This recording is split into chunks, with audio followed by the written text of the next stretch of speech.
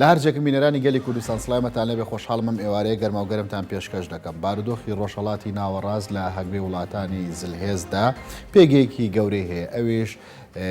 لە بەر کۆمەڵێک کۆکارە دیارترینیان ئەوەیە کە سەرچاوەیەکی گرنگی سامانی سروشتیە بە تایبەتی نەوت و گاز لە هەمان کاتدا بازاڕێکی گەورە و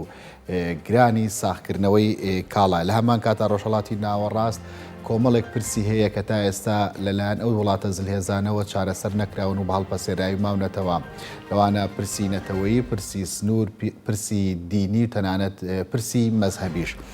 گرنگیدان بە ڕۆژهەڵاتی ناوەڕاست لە هەگبەی ئەمریکادا جیاواز لە هەر وڵاتێکی دیکە تەماشا دەکرێت، چ وەک استراتیژ لە چوارچێوەی دەوڵەتەکەدا، چ وەکو بەرنامەی کاری کاندیدانی سەرۆکایەتی لە ئەمریکا. هەر بۆیە لە بانگەشەی ئەم خولەی سەرۆکایەتی ئەمریکا پرسی ڕۆژهەڵاتی ناوەڕاست پرسێکی سادە نابێت، بە تایبەت کە ئێستا لە ڕۆژهەڵاتی ناوەڕاست کارکتەری نوێ دەوڵەتی ئیقلیمی و تەنانەت نێودەوڵەتیش دەرکەوتون و بەهێزیشن. لە گەرماوگەرمدا گفتوگۆ لەسەر تێڕوانینی کاندیداتی سەرۆکایەتی ئەمریکاکەین بۆ پرسەکانی ڕۆژهەڵاتی ناوەڕاست. بەڕێزێ کار و خۆشنا و سەرۆکی نیستیتۆی کوردی ئەمریکی بۆ توێژینەوە لە هەولێرە و لەگەڵماندایە. بەڕێز کار و ئێوارەت باش، بەر لەوەی باز لە تێڕوانینی کاندیدانی سەرۆکایەتی ئەمریکا بکەین بۆ پرسی ڕۆژهەڵاتی ناوەڕاست، با لەوە دەست پێ بکەین لە استراتیژی ئەمریکادا ڕۆژهەڵاتی ناوەڕاست چ پێگەیەکی هەیە؟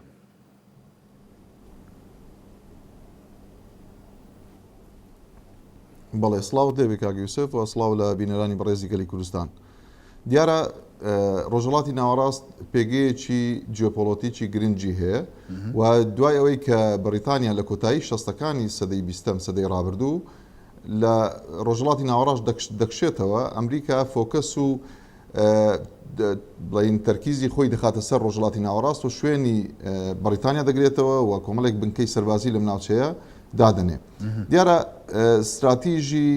هەموو سەرۆکەکانی ئەمریکا بریتە لە دوو خاڵی سەرەکی کاک یوسف. یەکەمیان پاراستنی ئاسایشی نەتەوەی ئەمریکا کە گرنگە لەسەر ئاستی جیهان هیچ مەترسیەک لە هیچ شوێنێکی جیهان ڕوونەکاتە ئەمریکا. دووەمیان پاراستنی بەرژەوەندەکانی ئەمریکا. ئەم دوو خاڵە لە ئەجندای هەموو سەرۆکەکانی ئەمریکادان، بەڵام بە میکانیزمی جیاواز، هەریکە و بە میکانیزم و بە شێوازی جیاواز دەیانەوێت ئەم دوو خاڵە جێبەجێ بکەن. دیارە ڕۆژهەڵاتی ناوەڕاست وەکو باسمان کرد پێگەیەکی استراتیژی و جیۆپۆلۆتیکی گرنگی هەیە بەنسبەت ئەمریکا و پێنج ئامانجی سەرەکی هەیە کە ئەمریکا هەمیشە تەئکیدی لێ دەکاتەوە لە ڕۆژهەڵاتی ناوەڕاست. ئەم پێنج ئامانجەی ئەمریکا نەگۆڕن. یەکەمیان پاراستنی ئاسایشی ئیسرائیل، ئەمە ئامانجێکی سەرەکی ئەمریکا لە ڕۆژهەڵاتی ناوەڕاست. دووەمیان بڵین ئاگاداربوون و کۆنتڕۆڵکردن و زیاتر ئاگالێبوون لە سەرچاوی وزە لە ڕۆژهەڵاتی ناوەڕاست کە ئەمە بۆ ئەوەی کە نەکەوێت ئەم سەرچاوی وزەیە بۆ دژی ئەمریکا بەکارنێ، نەکەوێتە دەست نیارانی ئەمریکا وەکو چین و وەکو بڵین ڕۆسیا. بۆیە ئامانجی دووەمی ئەمریکا پاراستن و ئاگاداربوونە لە بڵین سەرچاوی وزە و بەتایبەت نەوت و گاز. خاڵی سێمیان ئەوەیە کە بتوان ئەمریکا دەیەوێت باڵانسی هێز لە ڕۆژهەڵاتی ناوەڕاست پارێزراو بێ، بەتایبەت لە نێوان هەردوو جەمسەری شیعە و سوننە. خاڵی چوارەم ئەمریکا دەیەوێت کە بڵین کۆمەڵێک هاوپەیمانی هەیە لەم ناوچەیە، ئەم ناوچەیە زیاتر هاوپەیمانەکانی بتوانن بەرژەوەندەکانی ئەمریکا بپارێزن و خاڵی کۆتاییش ئەمریکا دەیەوێت کە ئەو بنکە سەربازیانی لە ئەمریکا لە ڕۆژهەڵاتی ناوەڕاست هەیە بتوانرێ پارێزراو بن و بە هیچ شێوێک مەترسی لەلایەن نیارانی ئەمریکا وەکو ئێران نەکەوێتە سەر بنکە سەربازیەکانی. بۆیە ئەم پێنج خاڵە استراتیژی سەرەکی ئەمریکا لە ڕۆژهەڵاتی ناوەڕاست. بەڵێ لەگەڵ ئەو خەڵانی کە ئاماژەت پێدا، ئاماژەت بۆ وڵاتانە نەدا کە ململانەی ئەمریکا دەکەن لە ڕۆژهەڵاتی ناوەڕاستدا. استراتیژی ئەمریکا چییە بۆ ڕوبەڕووبوونەوە یاخود هەماهەنگیکردن لەگەڵ وڵاتانەی کە ململانەی لەگەڵدا دەکەن، بەتایبەت ئێستا هێزێکی نوێ وەکو رووسیا جیاواز لە هەر کاتێکی دیکە لە دوای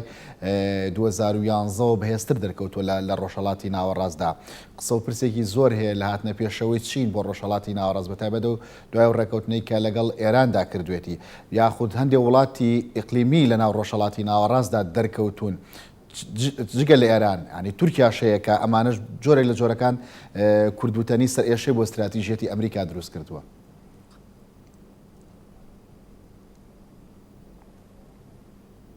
زۆر ڕاستە. دیارە بەرنامە و ئەجندای هەر کاندیدێک لەم دوو کاندیدێ سەرچیە کە ئێستا لە ئەمریکا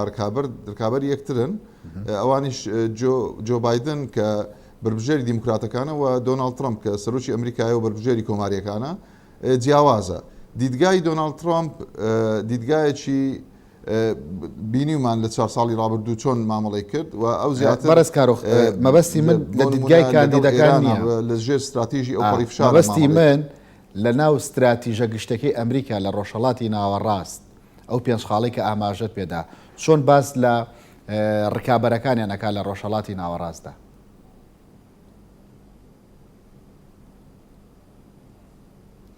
دیارە ئەمریکا نایەوێ بە هیچ شێوەیە کە جگە لە بڵێن خۆی وڵاتانی تری وەکو رووسیا و وەکو چین کە نەیاری ئەمریکان پێگەیەکی بەهێزیان لە ڕۆژهەڵاتی ناوەڕاستە هەبێ و ناوێ ئەمریکا ناوێ ئەم وڵاتانە سەرچاوی وزەی ڕۆژهەڵاتی ناوەڕاست کۆنتترۆل بکەن. بۆیە ئێستا لە ئێستادا ئەمریکا ئەجندای بریتە لە جێبەجێکردنی گرێبەستی سەدا کە پێی دەڵێن سەفقەت القەرنیان دیل ئۆف دە سنچری لەژێر چەتری گرێبەستی سەدەدا کۆمەڵێک هاوپەیمانی ئەمریکا پەیوەندیەکانیان لەگەڵ ئیسرائیل ئاسایی کردوتەوە. ئەمەش لە پێناوی ئەوەیە کە وەکو جەنابەت فەرموود هەژمونی چین و رووسیا لە ڕۆژهەڵاتی ناوەڕاست کەم بکرێتەوە و ئەگەر بکرێت نەهێڵرێت. دیارە کە ئیمارات لە مانجی ڕابردوو پەیوەندیەکانی لەگەڵ ئیسرائیل ئاسایی کردەوە و چەند ڕۆژی ڕابردووش بەحرێن بینیمان کە پەیوەندیەکانی ئاسایی کردەوە. ئەمە لە چوارچێوەی سیاست و استراتیژیەتی چینوەی ئەمریکادایە بۆ ئەوەی کە لە حاڵەتێکدا ئەگەر ئەمریکا وەکو دۆناڵد ترامپ ئیدعای بۆ دەکات هێزەکانی کەم کردەوە ئەم هاوپەیمانانەی ئەمریکا بتوانن جێگەی ئەمریکا بگرنەوە و نێڵن کە استراتیژی رووسیا و چین لەم ناوچەیە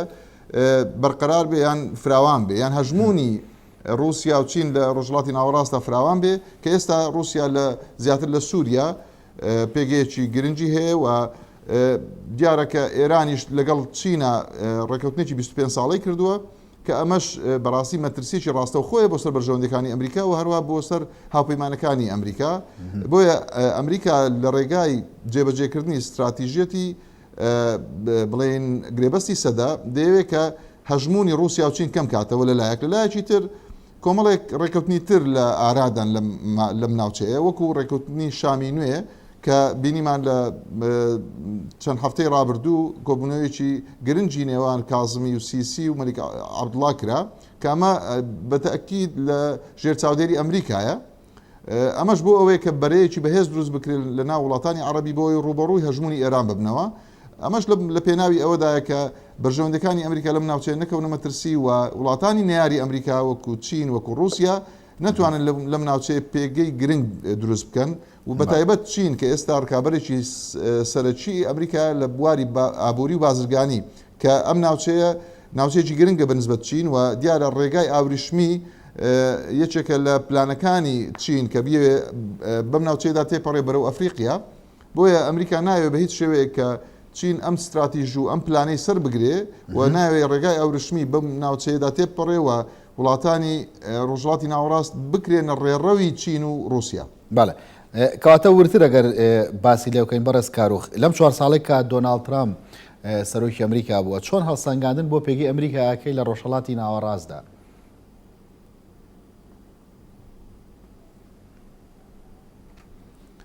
دیارە یەکێک لە بانگەشەکانی دۆناڵد ترامپ کە لە 2016 کردی ئەوە بوو کە دەیگوت ئێمە ئەمریکا بەهێز دەکەینەوە ئەمریکا گرێت ئەگەین یان ئەمریکا ئیز فێرست ئەوانە شعاری هەڵبژاردننی دۆناڵد ترامپ بوون و تاڕادەیەکی باشیش توانیوێتی ئەم شعارانە جێبەجێ بکە و توانیوێتی بۆ نمونە هەژمونی ئێران لەم ناوچەیە کەم کاتەوە کە ئێران هاوپەیمانێتێکی سەرەکی رووسیا و چینە و لەژێر بڵێن یەکێک لە بەڵێنەکانی تری دۆناڵد ترامپ ئەوە بکە لە ڕێکەوتنی 5-1 بێتە دەرەوە ڕێکەوتنی ئەتۆمی ئێران و دیار بوو خۆت دەزانی کە هاتە لەو ڕێکەوتنە هاتە دەرەوە و استراتیژیەتێکی بەرامبەر ئێران جێبەجێ کرد کە پێی دەگوترێت استراتیژیەتی ئەو پەڕی فشار لە ڕێگای بڵێن سەپاندنی کۆمەڵێک سزای ئابووری بەسەر ئێران و توانی ئێران گۆشەگیر بکات توانی هەژمونی ئێران لەو 4 وڵاتەی ڕۆژهەڵاتی ناوەڕاست کەم کاتەوە کە پێشتر هەژمونێکی زۆر فراوانی هەبوو لە عێراق لە سووریا لە یەمەن لە لوبنان و دیارە ئێستا ئێران لە بارودۆخێکی زۆر پێم وایە لە بارودۆخێکی زۆر خراپی ئابووریدایە و لە ئەمڕۆ دوێنێ حەسەن ڕوحانی ڕاگەیاند کە ئێران بەڕاستی بارودۆخی وا خراپی لە ڕووی ئابووری و دارایی بخۆ نەبینیوە ئەویش لە ماوەی دیارە لە ماوەی 40 ساڵی ڕابردوو دوای شۆڕشی گەلان لە ئێران کە ئێستا ڕژێمێکی ئیسلامی لە ئێران دەسەڵاتدارە هیچ کاتێک پێم وانییە وەکو ئێستا ئێران تەنگەتاو کرابێ و خراپێتە ناو سنوورەکانی خۆی و ئێران لەژێر فشار و هەژمونی ئەو سزا ئابووریانی کە ئەمریکا خستونیێتە سەر بۆیە پێم وایە کە ئەمریکا پێگەی بەهێز بۆتەوە لەم 4 ساڵی ڕابردوو بە تایبەت لە عێراق لە چەند مانجی ڕابردوو دوای ئەوەی کە ئەمریکا بە شێوەیەکی ڕاستە خۆ پشتگیری لە مستەفا کاظمی کرد بۆ ئەوەی کە بتوانێت بڵێن هەژمونی ئێران لە عێراق کەم کاتەوە بتوانێت کە دەستی ئێران لە عێراق ببڕێ تا ڕادێکی باش ئەمریکا توانیوێتی سەرکەوتوو بێ لەم استراتیژەی و دیارە لە ڕووی ئەوەی کە سەرکەوتوش بە دۆناڵد ترەمپ هەروەکو باسمان کرد لەوەی کە توانیوێتی تا ڕادێکی باش پەیوەندی نێوان ئیسرائیل و وڵاتانی عەرەبی ئاسایی بکاتەوە ئەگەر چی ئەو پەیوەندیانە پێم وایە پێشتریش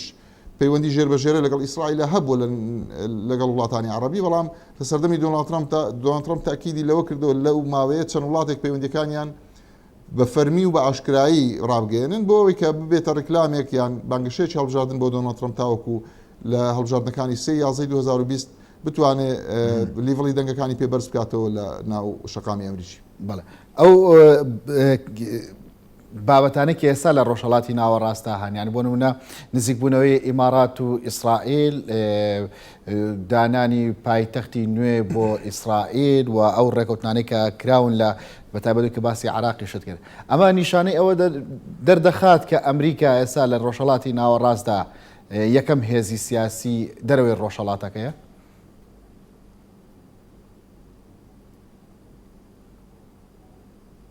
بەدڵنیاییەوە ئەمریکا نەک لە ڕۆژهەڵاتی ناوەڕاست کاک یوسف بەڵکو لە سەرتاسەری جیهان تاوەکو ئێستا زلێسرین وڵاتی دنیاە ئەوەی کە پێ دەڵێن سوپەر پاوەر و تاکجەمسەرە و تاوەکو ئێستا توانیوێتی کە هەژمونی خۆی لەسەر تاسەری دنیا فەرز بکە ئەویش بەهۆی ئەوەی کە ئەمریکا یەکەم هێزی سەربازیە لەسەر ئاستی جیهان و لە ئێستا داگەرداتایەک پێشکەشی بەڕێست و بینێرانی بەڕێز بکەین ئەمریکا لە 150 وڵاتی دنیا پێگەی سەربازی هەیە و کۆی ژمارەی بنکە سەربازیەکانی 865 بنکەیە لەسەر ئاستی جیهان و لە 80 وڵاتدا دژایەتی تیرۆر دەکا و بەڕاستی زیاتر لە 750 ملیار دلار میزانی پنتاگۆن و وەزارەتی بەرگری ئەمریکایە بۆیە ئەمریکا نەک لە هەر لە ڕۆژهەڵاتی ناوەڕاست پێم وایە لە سەرتاسەری جیهان هێزێکی بێڕکابەرە بەڵام لە ڕووی هەژمون لە ڕووی سیاسی لە ڕووی سەربازی بەڵام لە ڕووی ئابووری دەبینی کە ئێستا وڵاتی چۆکو چین دەیەوێت ڕکابەتی ئەمریکا بکات بەنسبەت ڕۆژهەڵاتی ناوەڕاستیش دیارە کە ئەمریکا پێگەی زۆر گرنگی لە ڕۆژهەڵاتی ناوەڕاست هەیە لە وڵاتێکی وەکو قەتەر قاعیدەی سیلیەی هەیە لە کوێت هەروەها لە سعودیا هەروەها لە عێراق دیارە 12 بنکەی سەربازی هەیە ئێستا و لە سووریا هەندێک هێزی هێشتۆتەوە بۆ پاراستنی بیرەنەوتەکان و بە شێوەیەکی گشتی لە ڕۆژهەڵاتی ناوەڕاست ئەمریکا باڵادەستە بەڵام ئەوەشمانەوە نییە کە وڵاتانی تریش ڕکابەری ئەمریکا ناکەن ئەوە دیارە کە رووسیا لە سووریا دەوێت ڕکابەری ئەمریکا بکەوە دەوێت کە هەتا لە عێراقیش رووسیا کۆمەڵ گرێبەستی وزەی لەگەڵ حکوومەتی عێراقی لەگەڵ حکوومەتی هەرێمیشە هەیە لە ڕێگای کۆمەڵی کۆمپانیای رووسی ئەمانش کە پێم وایە کە ئەمەش وا دەکا کە ئەمریکا زیاتر بیەوێ لە داهاتوو پشت بۆ وڵاتان عەرەبیانە ببەستێ لەگەڵ ئیسرائیل کە جەنابت باست کرد وەکو ئیمارات وەکو سعودیا وەکو بەحرێن وەکو ئوردن وەکو مەسر ئەمانە هاوپەیمانی سەرەکی ئەمریکا لەم ناوچەیە بە هاوکاری ئیسرائیل بتوانن هێزێک پێک بێنن لە حاڵەتێکدا ئەگەر ئەمریکا لە ڕووی فیزیکی هێزەکە سەربازیەکانیشی کەم کردەوە لەم ناوچەیە ئەم وڵاتانە بتوانن هەم ئاسایشی خۆیان بپارێزن لەلایەک و لەلایەکی تر بتوانن بەرژەوەندەکانی ئەمریکاش بپارێزن. بەڵێ بەڕێز کارۆخ لە ناوخۆی ئەمریکادا هەندێک پرسەیە بۆ کاندیدەکان جێگەی مشتومڕی زۆرەوە دیارترینیان ڕوبەڕووبوونەوەی کۆرۆنایە و لەگەڵەوەشدا باروگوزەرانی هاوڵاتیان و ئەو خۆپیشاندانانەی لە ماوەی ڕابردوودا کە ڕەشپێستەکان ئەنجامیان دابوو بە خۆپیشاندانێکی گەورە لە ناو ئەمریکادا کاندیدەکان دید و تێڕوانینیان ێنە دەرەوەی ئەمریکا جیاواز لە هەر وڵاتێکی دیکە دەمێ باس لەوە بکەین کە جۆ بایدنی دموکرات لەگەڵ دۆناڵد ترامپی کۆماری شتێڕوانینێکیان هەیە بۆ پرسەکانی ڕۆژهەڵاتی ناوەڕاست ئێمە ئەزمموی 4 ساڵی ڕابردووی دۆناڵد ترامپان بینیەوە با لە جۆ بایدنەوە دەست پێ بکەین.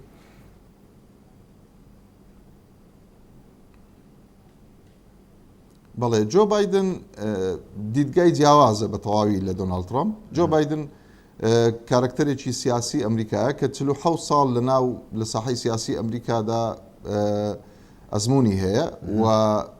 زیاتر لە 36 ساڵ سیناتۆر بووە و بۆ دوو خولیش جێگری باراک ئۆباما بووە. دیارە پارتی دیموکرات بە شێوەیەکی گشتی و جۆ بایدن بە تایبەت هەمیشە لە پرسە دەرەچەکاندا پشت بە سۆفت پاوەر یان بە دیبلۆماسیەت دەبەستن. ینی وەکو کۆماریەکان نین کە زیاتر پشت بە هێزی سەربازی یان هارد پاوەر کە پێی دەڵێن ببەستن. ینی دیدگای دیموکراتەکان لەگەڵ کۆماریەکانە بەنسبەت سیاسەتی دەرەوە جیاوازە. ینی میکانیزمی پاراستنی ئاسایشی نەتەوەی ئەمریکا و میکانیزمی پاراستنی بەرژەوەندەکان لە نێوان ئەو دوو حیزبەدا هەرێکە و میکانیزمێک سیاسەتی دەرەوە دادەڕێژن. ئەمەش بەهۆی ئەوەیە کە سەرۆک لە ناو دەستوری ئەمریکا لە مادەی دووەمی دەستوری ئەمریکادا دەسەڵاتێکی فراوانی دراوەتێ. بۆیە جۆ بایدن کە ڕایگەیاندووە لە ماوەی ڕابردوو ئەو وەکو دۆناڵد ترامپ مامەڵە ناکە لە سیاسەتی دەرەوە. بە دیدی جۆ بایدن دۆناڵد ترامپ ئەمریکای گۆشەگیر کردووە. مامەڵەی ئێستا جۆ بایدن دەڵێ کە بەهۆی سیاسەت هاڵەکانی دۆناڵد ترامپ ئەمریکا لەگەڵ وڵاتانی ئەوروپا ناکۆکە، لەگەڵ ناتۆ ناکۆکە، لەگەڵ وڵاتانی ئاسیا ناکۆکە، لەگەڵ چین ناکۆکە، لە ڕۆژهەڵاتی ناوەڕاست وەکو پێویست نەبووە. ئەوە ڕخنەکانی جۆ بایدنە لە دۆناڵد ترامپ. بۆیە مەسەڵەن جۆ بایدن دەڵێ من مامەڵەم جیاواز دەبێت لەگەڵ تورکیا. هەتا بەو نەسە لە دوایین چاپێکەوتنی لەگەڵ نیویۆرک تایمز جۆ بایدن دەڵێ ئێمە هاوکاری ئۆپۆزیسیۆنی تورکیا دەکەین بۆ ئەوەی ڕزگاریان بێت لە دیکتاتۆر ئۆردۆگان. ینی دەڵێ بە هیچ شێوێک ڕێگا بە ئۆردوگان نادەم ئەگەر من ببمە سەرۆکی ئەمریکا کە وەکو پێشتر ئەو پەلکێشیانە بکە بۆ سووریا، بۆ هەرێمی کوردستان، بۆ لیبیا، بۆ هەندێک وڵاتی تریش کە تورکیا بەڕاستی پەلی هاویشت و هەتا لە دەریای سپی ناوەڕاست، ینی هەندێک سنووری ئاوی بەزاندووە لەگەڵ یۆنان لەگەڵ قوبرس. بۆیە ئەمە دیدگای جۆ بایدن زۆر جیاوازە. پێم وایە هاوچێشەکە بە گۆڕانی سەرۆک لە ڕۆژهەڵاتی ناوەڕاستە دەگۆڕێ. وەکو باسم کرد تورکیا بە دەرچوونی جۆ بایدنی دیموکرات تورکیا پاشەخشە دەکا، بەڵام ئەگەری هەیە کە ئێران زیندوو بێتەوە، چونکە دیموکراتەکان لە ساڵی 2015 ئەوان داڕێژەری ڕێکەوتنی 5 کۆیەک ڕێکەوتنی ئەتۆمی بوون لەگەڵ ئێران لە سەردەمی ئۆباما کە جۆ بایدنیش جێگری باراک ئۆباما بوو. بۆیە پێم وایە ئەگەر جۆ بایدن دەرچێ ڕێکەوتنی 5 کۆیەک زیندوو دەکاتەوە و هەروەها پێم وایە کە ئێرانیش بەهێز دەبێتەوە و لەوانەیە ئەو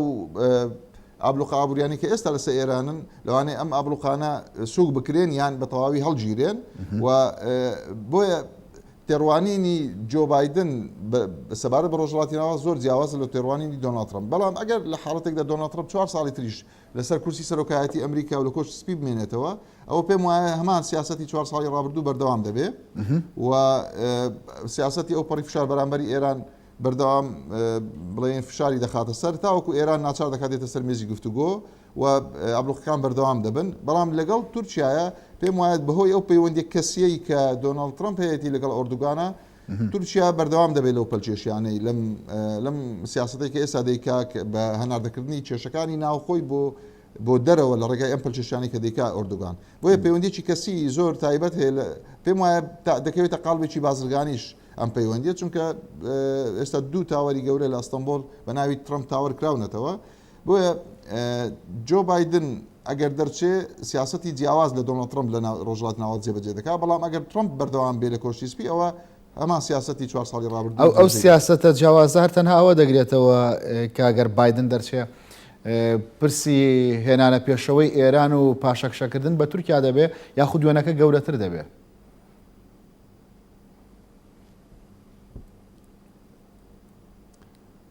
دیارە کە جۆ بایدن بەڕاستی تەواو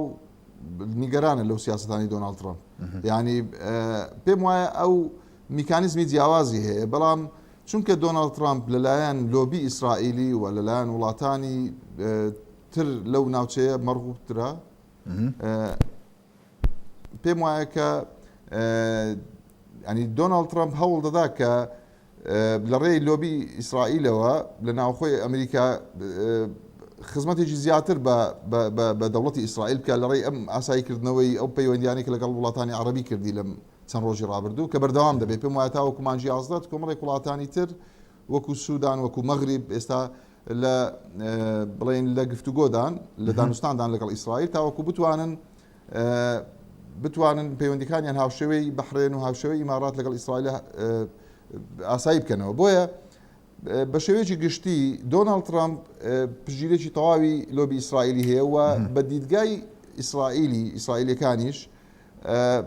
کە لۆبیەکی زۆر بەهێزن لە ئەمریکا پێم وایە یەکەم بەهێزترین لۆبین بە شێوەیەکی گشتی ئێستا ئیسرائیل لە ڕێگای دۆناڵد ترامپەوە خزمەتێکی زۆری کراوە بە نمونە باڵێزخانەی ئەمریکا لە تەل ئەبیب بۆ گواستراوەتەوە بۆ قودس و هەروەها بەرزایەکانی جۆلان ئەمانە دۆناڵد ترامپ بەڕسمی بەخشیە یاخود گوتی ئەمە بەشێکە لە زەوی لە خاچی ئیسرائیل. بۆیە بۆ ئیسرائیل و بۆ هەندێک لە وڵاتانی عەرەبی پێم وایە کە لە بەرژەوەندی ئەوانە کە دۆناڵد ترامپ 4 ساڵی تر لە کۆشی سپی بمێنێتەوە، بەڵام بە هەمان شێوە جۆ بایدن سیاست و استراتیژیەتی گشتی هەمان سیاست و استراتیژیەتی دۆناڵد ترامپە بەڵام بە میکانیزمی جیاواز. بۆیە ینی بەنسبەت ڕۆژهەڵاتی ناوەڕاست و بەتایبەت بەنسبەت ئیسرائیل دۆناڵد ترامپ زیاتر خزمەت بە ناوچەیە دەکات لە ژێر چەتری گرێبەستی سەدا. بەرز کارۆخ قسەکە با لەسەر ترامپێ ترامپ بە هەمان ئەو میکانیزم و هەنگاوانی کە ئێستا کار ئەکا بۆ 4 ساڵی داهاتوو هەیە لە ڕۆژهەڵاتی ناوەڕاستدا بمێنێتەوە یاخود گۆڕانکاری لە تێڕوانینی دەبێت بۆ پرسەکانی ڕۆژهەڵاتی ناوەڕاست.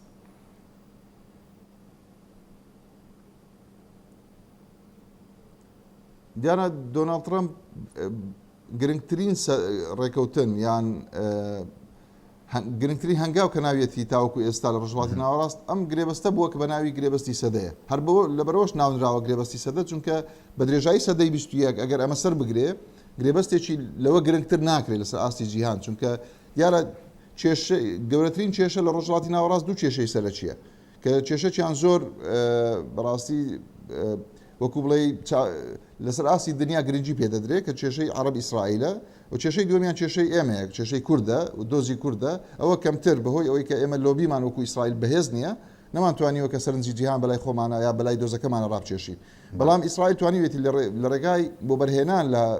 هۆلۆکۆست و ئەم قوربانیانەی کە لە جەنجی جیهانی دووەمدا داوێتی لەسەر کە هیتلەر کۆمەڵێکی زۆری لێکوشتن ئەمانەیان ئیستیسمار کردو بۆ کەیسەکەی خۆیان بۆ دۆزەکەی خۆیان. بۆیە ئەو کێشەیەکی گرنگە و دۆناڵد ترامپ ئەگەر ئەم گرێبەستەی سەر بگرێ وەکو باسم کرد دیارە گرنگترین گرێبەست دەبێت لە سەدەی 21 بۆیە ناونراوە گرێبەستی سەدا یان صفقة القرن یان دیل ئۆف دە سنچری. اینجا ئەم گرێبەستە بەنسبەت دۆناڵد ترامپ خاڵی سەرەکیەتی لە ڕۆژهەڵاتی ناوەڕاست، ینی ئەمە ئامانجی سەرەکیەتی کە دەیەوێ لە ڕێگای ئەم گرێبەستەوە ئیسرائیل ئاشت بکاتەوە لەگەڵ وڵاتانی عەرەبی ئەم ناوچەیە و ئەم وڵاتانە لەگەڵ ئیسرائیلە بتوان بەرێک پێک بێنن کە جێگای ئەمریکا بگرنەوە، ینی بەرژەوەندەکانی ئەمریکا بپارێزن و ئەمریکا ئەگەر خۆی بکشێتەوە هێزە سەربازیەکانی کەم کاتەوە کە ئەوە یەکێک بۆ لە بەڵێنەکانی دۆناڵد ترامپ لە ساڵی 2016 و دووپاتیشی کردەوە لە چەند ڕۆژی ڕابردوو گوتی ئێمە هێزەکانمان لە عێراقا لە کۆی 5200 سەرباز دەکەین تەنها 2000 سەرباز. وهروە لە بڵین لە وڵاتێکی وەکو ئەفغانستانیش کە زیاتر لە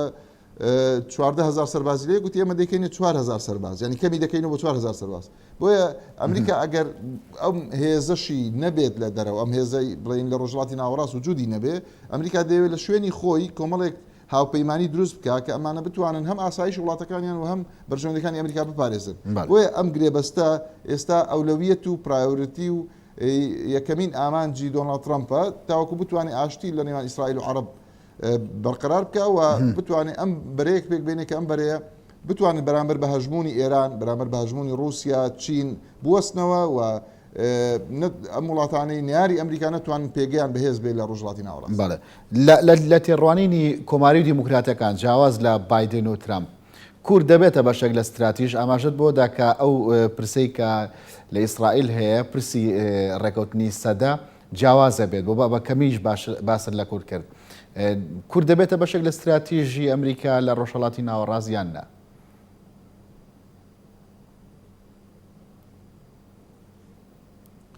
بەڵێ ئەگەر بەهۆی ئەوەی کە واشنگتن یان ئەمریکا پەیوەندیەکی دەتوانم بڵێم شلۆق یان بەرزونزمی هەیە لەگەڵ تاران لەگەڵ ئەنقەرە لەگەڵ دیمەشق لەگەڵ هەتا لەگەڵ بەغداش پێشی هاتنی کازمی بۆیە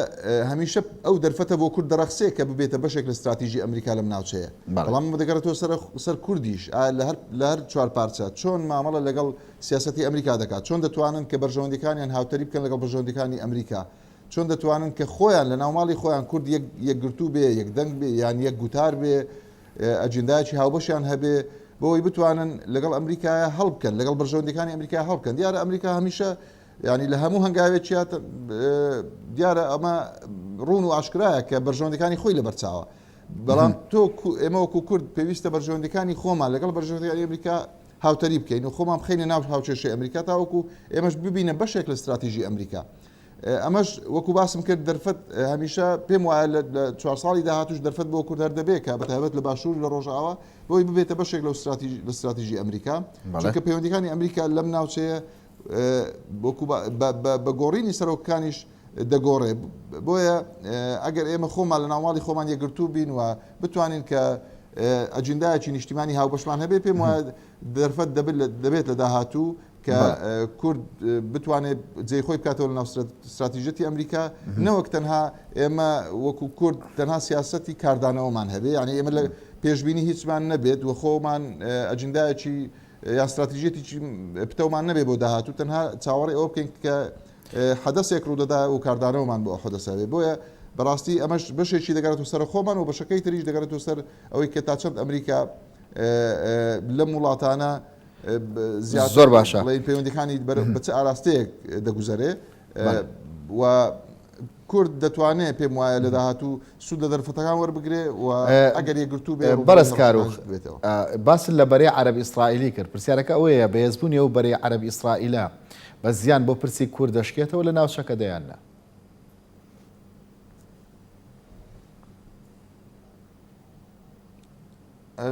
پێم وانە بە زیان بۆ کورد بشکێتەوە چونکە لە کۆتاییدا بەرەی ڕۆژ ئاوا زاڵ دەبێ و بەهێز دەبێت چونکە کوردیش تا ڕادەیەکی باش کەوتوتە بەرەی ڕۆژ ئاواوە نەک ڕۆژ هەڵات یان چین و رووسیا ئەگەر چی کورد هەوڵی داوە کە هێلکەکانی بخاتە سبەتەی چەند وڵاتێکەوە وەکو جاران تەنها ئەوەش گرنگە ئەم سیاستەش پێم وایە سیاستێکی هاوسەنگ و گرنگە کە کورد هێلکەکانی تەنها نەخاتە سبەتەی ئەمریکا بەڵکو دابەشی کا بەسەر وڵاتانی تری نێودەوڵەتی و ناوچەیش بۆیە پێم وایە ئەگەر ئاشتی بەرقەرار بێ لە بینی ئیسرائیل و عەرەب و ئەوە دەرفەتەیەکی باشتر بۆ کورد دێتە پێشەوە بۆ ئەوەی کە لەسەر ئاستی جیهان ناوەندە نێودەوڵەتیەکان چاو ببڕنە دۆزی کوردیش چونکە تاوەکو دۆزی ئیسرائیل ئەگەر حەل ببێ و چارەسەر ببێ و ڕێکەوتنی سەدە سەر بگرێ ئەو کاتە پێم وایە کە وڵاتانی جیهان زیاتر فۆکەس و تەرکیز دەخەنە سەر دۆزی کوردیش بۆ ئەوەی کە ڕۆژهەڵاتی ناوەڕاست ئاسایش تێدا بەرقەرار بێت چونکە بەتەنها بە چارەسەرکردنی کێشەی عەرەب ئیسرائیل ڕۆژهەڵاتی ناوەڕاست ئاسایش تێدا بەرقەرار نابێت بەڵکو پێویستە کە دۆزی کوردیش چارەسەر بکرێ و پێویستە بە شێوەیەکی ئاشتی لە بەتایبەت لە باکوور و لە ڕۆژهەڵاتیش بیری لێ بکرێتەوە تاوەکو بتوانرێت ڕۆژهەڵاتی ناوەڕاست بەرەو کەناری ئارامی بڕوات. بەرز کارۆخ دەستەواژەیەک هەیە دەوترێت کە ئەمریکا خۆی سوود لە ململانی ناوخۆیی ڕۆژهەڵاتی ناوەڕاست دەبینێ. تۆ هاوڕای لەگەڵ ئەم دەستەواژێتە؟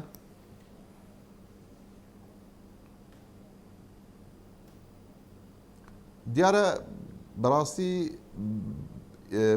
ئەو دەستەواژەی بەڕێز باسی دەکەی لە چوارچێوەی ئیدارەت الئەزەماتدایە کە لە پەیوەندی نێودەوڵەتەکاندا بە ئیدارەدانی قەیرانەکان ناسراوە. پێم وایە کە ئەمریکا بەشێکی بەرژەوەندەکانی ئەمریکا لەوەیە کە بتوانرێت باڵانس لە ئەگەر بشێ بڵین لە نێوان هەردوو جەمسەری شیعە و سوننە لەم ناوچەیە ڕابگرێ بۆ ئەوەی کە بتوان بۆی هەمیشە تەواجودی لەم ناوچەیە هەبێ و بەرژەوەندەکانی لەم ناوچەیە هەمیشە پارێزراو بن چونکە ئەمریکا هیچ سەرۆکێک لەگەڵ ئەوە نییە بە تەواوی بۆ نمونە بەرەی شیعە کە ئێران نوێنەرایەتیان دەکات لاواز بێ و هەروەها بەرەی سوننە کە سعودیا یان تورکیاش هەندێک جار نوێنەرایەتی بەرەی سوننە دەکات ناوێ ئەم دوو بەرەیە بە تەواوی بەرەیەک زاڵ بێ بەسەر بەرەکەی تردا بۆیە لە بەرژەوەندی ئەمریکادایە کە باڵانسێکە بێت لە نێوان ئەم دوو جەمسەرەدا بۆی بتوانێت هەمیشە خۆی لەم ناوچەیە باڵادەست بێ و بەرژەوەندەکانی پارێزراو بن و دیارە کە هەندێک جاریش استراتیژی ناسەقامگیری لە بەرژەوەندی هەندێک لە کۆمپانیا گەورەکانی چەک و تەقەمەنی ئەمریکادایە چونکە ئەگەر ئەم ناوچەیە بۆ نمونە سعودیا لە سەرەتای هاتنە سەرکاری دۆناڵد ترامپ گرێبەستێکی لەگەڵ ئەمریکا کرد بە بڕی زیاتر لە 400 میلیارد دلار کە بۆ کڕینی هەندێک چەک و تەقەمەنی لە ئەمریکا ئەمە بەڕاستی لە بەرژەوەندی کۆمەڵی کۆمپانیای ئەمریکادا کە لە هەندێک شوێنی جیهان دەتوانم بڵێم ناسەقامگیری هەبێ بۆی کۆمپانیەکانیان بەردەوام بن لە فرۆشتنی ئەم بڕین چەکانەی کە دروستی دەکەن چونکە ئەگەر بە تەواوی لە هەموو بڵێن لە ڕۆژهەڵاتی ناوەڕاستە ئەگەر ئەم ئاشتی و ئەم سەقامگیریە هەبێ و هیچ کێشەیەک نەبێ ئەو کاتە لەوانەیە پێویستی بەوە نەکە ئەمریکا لێرە بێ و لەوانەیە پێویست نەکە ئەمریکا و کۆمپانیەکانی ئەمریکا چەک بفرۆشن بۆیە پێم وایە ئەم باڵانسڕاگرتنە ئەمە یەکێکە لە استراتیژیەکانی ئەمریکا کە زۆربەی سەرۆکەکان پابند بوون پێوەی و هەوڵ دەدەن کە ئەم باڵانسە هەر هەبێت لە نێوان سشی ئاسوونەدا. بەڕێز کار و خۆشنا و سەرۆکی ئینستیتوی کوردی ئەمریکی بۆ توێژینەوە سوپاس کە لە گەرما و گەرم لەگەڵماندا بووی. ئێوەش خواتان لەگەڵ.